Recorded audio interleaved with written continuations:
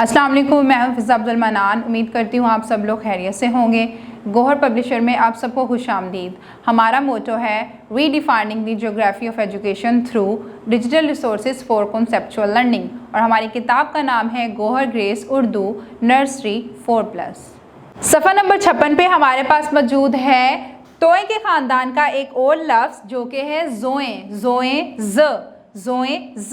लेकिन उससे पहले हमारे पास मौजूद है कुछ हदायत जो साजा के लिए हैं।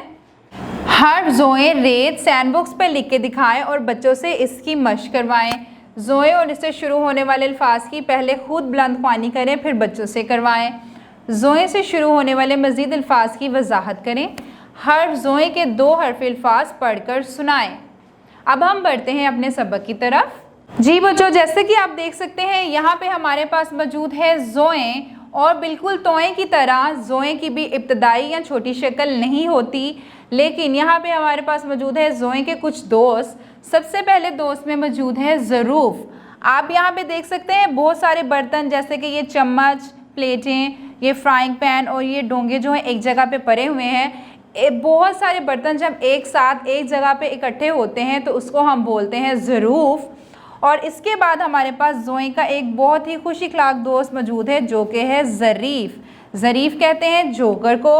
आप देख सकते हैं इसने रंग बिरंगे कपड़े पहने हुए हैं, अपना फेस जो है वो पेंट किया हुआ है, और इसको हम जोकर कहते हैं या फिर इसको ज़रीफ़ भी कहते हैं। जब भी हम किसी तफरीही मकामात पे जाते हैं तो वहाँ पे हमें अक्सर जोकर देखने को मिलता है जो कि हमें हंसाने के लिए मुख्तलिफ करतब दिखाता है। इसके बाद हमारे पास मौजूद है 2 हरफ़ी लफ्ज़। 2 हरफ़ी लफ्ज़ में देखते हैं ज़ोए ने किसके साथ दोस्ती की है। ज़ोए ने दोस्ती की है नून के साथ। ज़ोए नून ज़न, ज़ोए मीम ज़म, ज़ोए वाव ज़ू। उम्मीद करती हूँ कि आपको समझ में आ गई होगी। किसी बड़े की रहनुमाई के साथ इसको दोहराते रहें ताकि रवानी बनी रहे। अगली वीडियो तक के लिए अल्लाह हाफ़िज़।